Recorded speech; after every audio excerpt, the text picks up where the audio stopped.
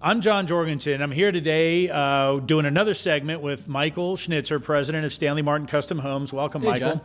John. So Michael's going to chat a little bit about the Stanley Martin Home Sciences Division and how we leverage the knowledge and the information they have at Stanley Martin Custom Homes. So, Michael, Perfect. please Yeah. go ahead. So one of the benefits in terms of dovetailing on a large company is that Stanley Martin devotes a department in measuring and analyzing our home's efficiency, whether it's through the energy envelope, right, around the home, whether it's the distribution, could be consumption of materials and less waste. So they are focused on, we'll say, the green movement.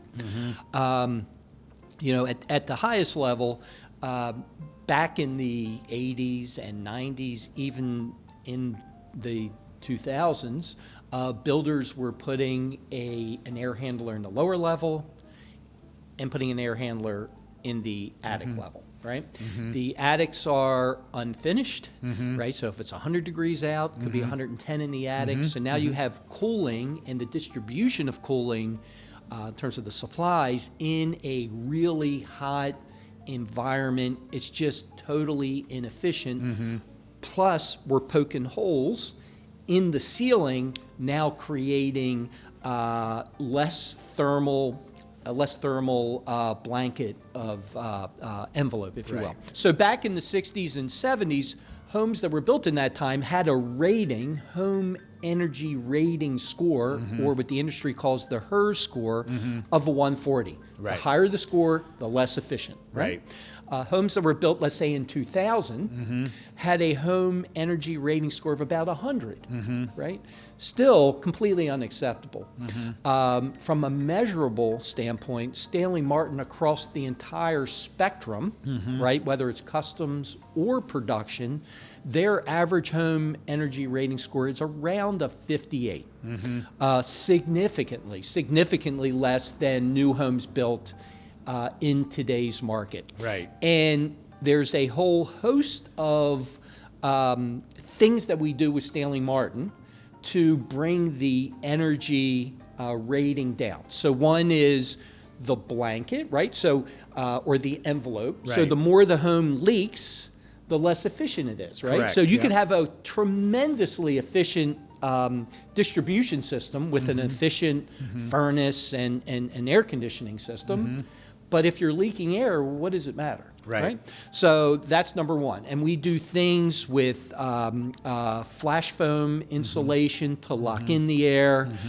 We do things where we have a penetration through the wall. Back in the old days, we all remember this, you used to have to take thumb gum and you would mold it around the pipe, and the thumb gum would deteriorate, would dry rot, and it really wasn't ever efficient, right? From a moisture and or energy envelope perspective. So we have new materials where a rubber gasket expands and allows a pipe to punch through the wall. Quick flash.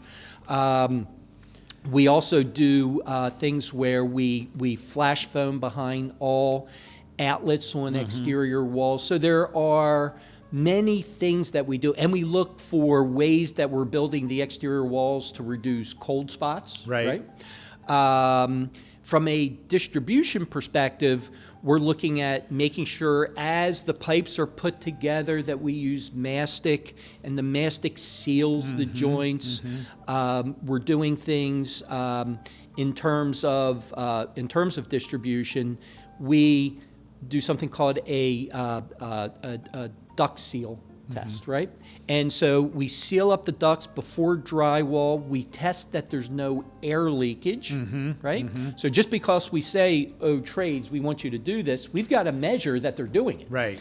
So we do a duct leakage test. If there's leakage, obviously we're going to fix it before we go into drywall and do another test. Makes perfect sense, yep. The other thing that we do to make sure the envelope is sealed tightly is two things, actually. One is, from a healthy home, we have to bring in fresh air, right? Because otherwise the air would be stale. So we have a way to bring in fresh air intake to supply fresh air into the home. Right. The other thing is we close up the home right before settlement, and we pressurize the home, and we measure air exchanges, right? So the more air exchanges, the more holes there are in the envelope, and the less efficient and they that's are. called a blower door test. That's called a blower door test. So we're measuring all this towards the end of production, Right. or end of construction. So the other thing we do, and if I back up a little bit, is, and I spoke about this just briefly, is we put all of our distribution and our furnaces / air handlers in the basement, and we distribute to the house. And we don't punch through the ceiling to make sure that we're not pushing or distributing warm air or cool air, depending on the season, into a very cold or very hot space. So Right.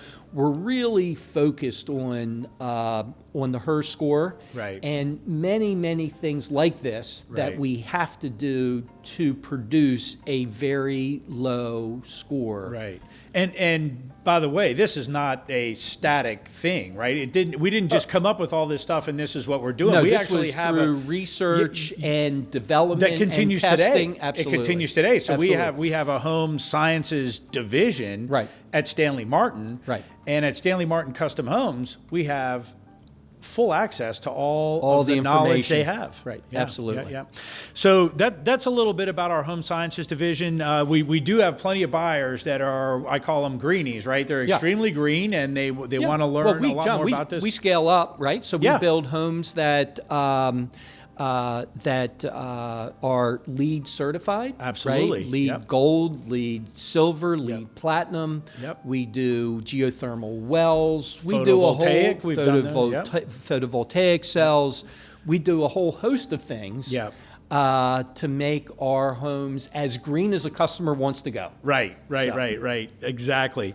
So I think there's a little bit about the home sciences division. It's just scratching the surface, I Sure. think, in this conversation today for the buyers that are extremely interested in the green things. I mean, we've done also, I almost hesitate to bring it up, but I think we have a lot of buyers that ask about the Tesla roof, Oh, right? yeah. And one of Yeah. these days it'll actually get here, but just give us a little bit on that yeah. and Yeah.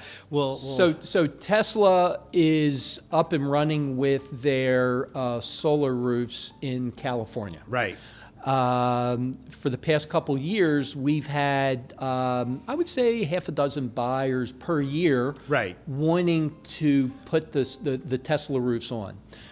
We've had some customers put down the 30%, I don't know Yeah. if it's still 30%, but the 30% deposit to be informed that it's not developed in this area yet. So as of today, the Tesla roof, solar system roof, and power grid is not available in today's market. We are totally read up on it because we've come very close to being able to put this in some of our homes. Right. It's just not ready for prime time in the DC metro area. Tesla will, when they do bring it up and running, it will be a Tesla supplied roof. They're not subcontracting this out. There's a whole series of things with the power companies that they've got to work out. So Right, it's not right. well, we just get it to market and go. Yeah. There's a whole power grid and how they're going to produce it Yep. that needs to Well, be the exciting up and thing running. for me is when the time comes, I'm We'll be sure ready. we are going to be one of the first companies to Yes. put in a Tesla roof. So that's good. So on our home sciences division and our green building techniques, we're always happy to talk more about it. So we're going to continue our conversation with Michael Schnitzer today. We're going to take a quick break and we'll be back shortly. I'm John Jorgenson. This is Michael Schnitzer, and we're enjoying spending this afternoon with you.